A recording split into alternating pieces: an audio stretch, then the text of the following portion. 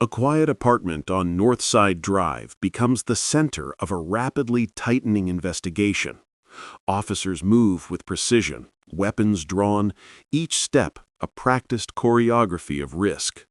They approach a door that could open to anything: panic, violence, or the quiet compliance of someone who already knows his world is collapsing. Inside waits a man named Cary Gassag, a local Uber driver with no criminal history of significance. Yet somehow, in less than 24 hours, his life has become the focal point of a manhunt stretching more than 1,600 miles. Police, show me your hands. Come on up. Come on up. Hello, family. Make any fucking moves. Okay? Thank you. Everybody's okay? I'm sorry to scare you like this. We'll explain in a minute. We have to do a job. We're not 100% sure we're right. Hi, how you doing? I just don't need my kids. Yeah, I know. We're scary. I know, but we'll talk in a minute, okay?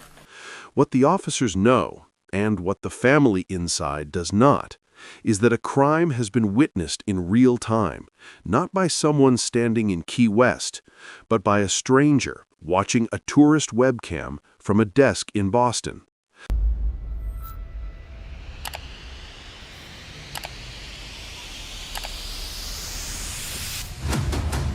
How many people in the house? Oh, just me and my wife and kids. How many kids you got? Everybody's okay? You got 3 kids? I'm sorry to scare you like this. We'll explain in a minute. We have to do a job. We're not 100% sure we're right. Separate call from you. Do you have anything illegal on you or anything that's going to pinch, poke, or stab you? Yes, sir. Thank you, sir. Appreciate your cooperation. Sorry to scare you the way we have. No problem. It's part of the job, you know. You military? No. Were you? I just see the freedom shirt, so that's why I'm asking. A crime so disturbing, so sudden, that it sent police scrambling across a city with no name, no suspect, and no victim who could speak for herself. This moment on Northside Drive is the culmination of a night that spiraled from disorientation to terror to something far darker than anyone watching that webcam could have imagined. Well, we're investigating a case, okay? And Is he like in trouble or? his name came up in the case, and that's why we came. We got to talk to him. What? In the case, his name came up, and we need to talk to him. And it's something very serious. 24 hours earlier, as the sun dipped behind Key West's pastel skyline, a tourist in Colorado prepared for a simple night out. She was visiting the island, warm weather, slow evenings, and the soft hum of Duval Street. Her night began with the sort of routine choices people make on vacation. Dinner, a few drinks, a bit of laughter exchanged with a bartender who seemed kind enough. And as closing time approached, she wasn't ready to return to her quiet hotel room. She asked where the night might continue, and someone offered an answer. Together, they walked to another bar, where the lights were dimmer, the crowd thinner, and the isolation easier for predators to exploit. When the final drink was poured and the football game ended, the group dissolved. From that moment, she remembers almost nothing. Only fractured flashes, cold air, a tree, a sense of danger she couldn't fully process, a man she couldn't identify, and the feeling that she was no longer safe. What she did not know was that somewhere across the country, a 911 dispatcher staring at a random Key West webcam was watching a woman being attacked, helpless through a screen, trying desperately to get help to a victim he couldn't name. Yes, please. This is Vic. Help you? Hi, my name is Don Williams. I'm actually calling from Boston, but bear with me. This is going to sound crazy, but I'm at work, and I had the, the southernmost web point cam? Yeah.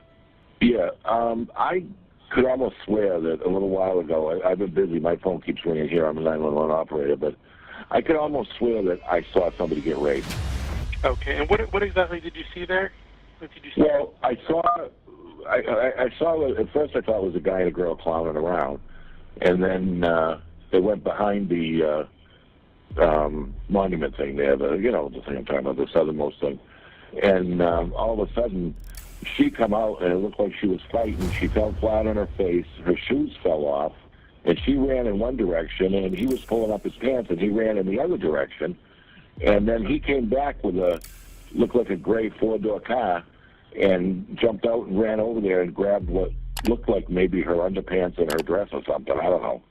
And then next thing I know, there were a bunch of people around there. But I just want to let you know that he's in a four-door gray car.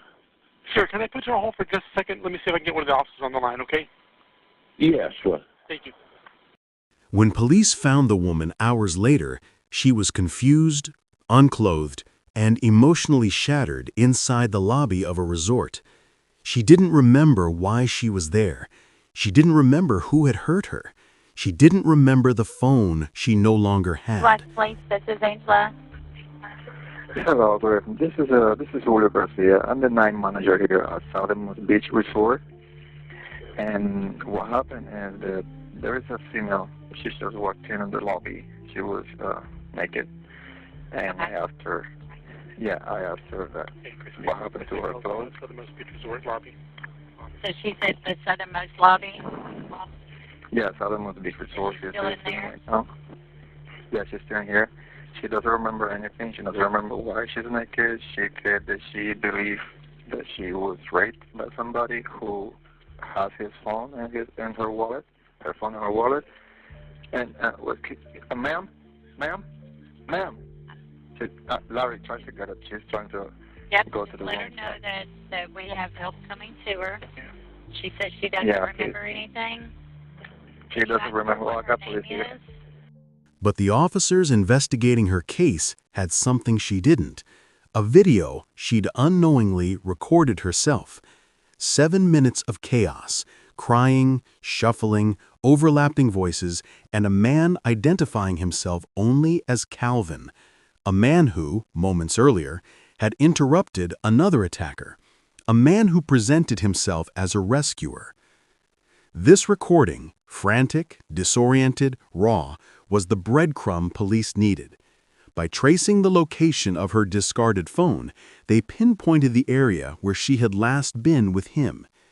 And when investigators pulled footage from the southernmost point webcam, the very feed a stranger had watched from Boston, the pieces snapped into place.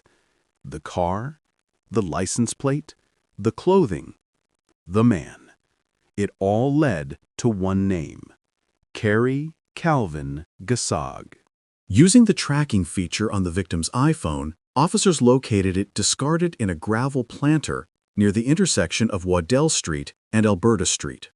On the phone, they discovered a 7-minute video from that night, timestamped at 1:30 a.m., a recording the victim had no memory of making. The recording painted a horrifying picture. It begins with the sound of the victim crying hysterically. A male voice, identifying himself as Calvin, can be heard telling another man to stop what he's doing. Through the chaos of multiple voices, both in English and Spanish, it becomes clear she is being sexually assaulted.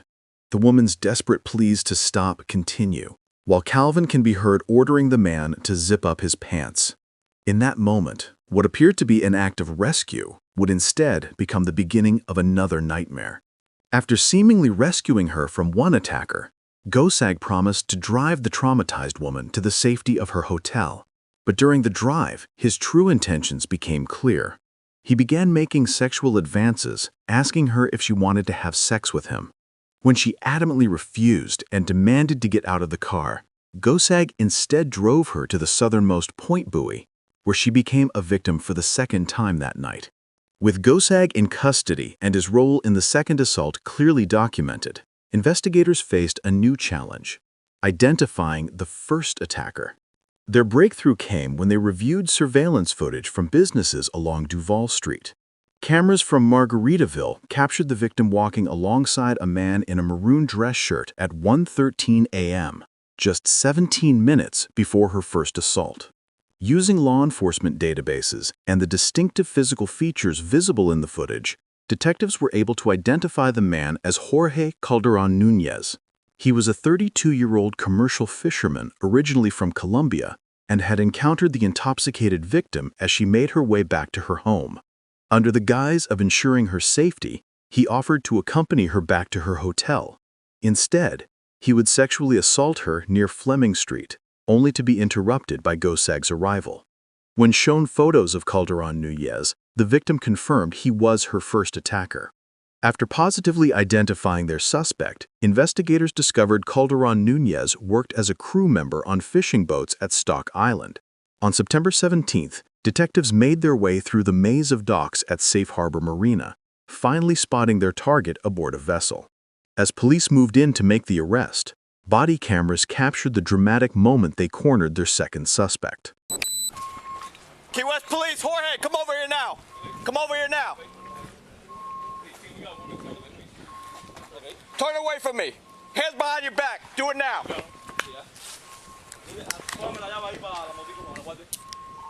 6'1", 110-15.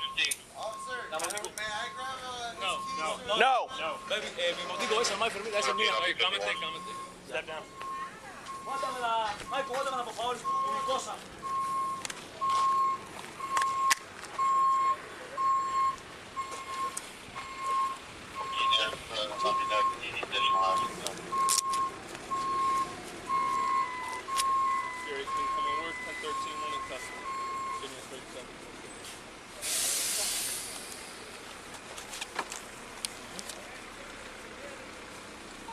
Michael, ¿me la puedo guardar, por favor?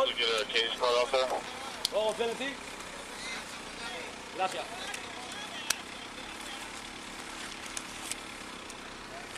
¿La esencia es tuya? ¿Y aquí? Sí. Ahora el teléfono. The B5 or 6 officer of the cage car out the stuck out. After taking Calderon Nunez into custody, detectives interviewed him about the events of that night. When questioned, he claimed he couldn't remember what happened, blaming alcohol for his memory loss. But when shown the surveillance video of him meeting the victim on Duval Street, his demeanor changed. He acknowledged that it was indeed him in the footage, quickly adding that he doesn't remember any non-consensual activities. Even when shown the cell phone video evidence, Calderon Nunez continued to maintain his innocence, claiming that he didn't see anything wrong with a woman crying and a guy talking. The evidence against him, however, would prove damning. DNA testing of the victim's clothing revealed a match to Calderon Nunez. They charged Calderon Nunez with sexual battery, alleging he was involved in the initial attack on the victim before she was further assaulted by Cary Gasag. Meanwhile, the case against Gasag was even more damning. He was charged with sexual battery, false imprisonment, and tampering with evidence. He initially claimed the sexual encounter was consensual, but the video evidence and victim's statement contradicted his account. He eventually accepted a plea deal with the state and was sentenced to 10 years in prison, followed by 5 years of probation. Calderon Nunez continues to maintain his innocence and is currently awaiting trial. Like, subscribe, and drop a comment.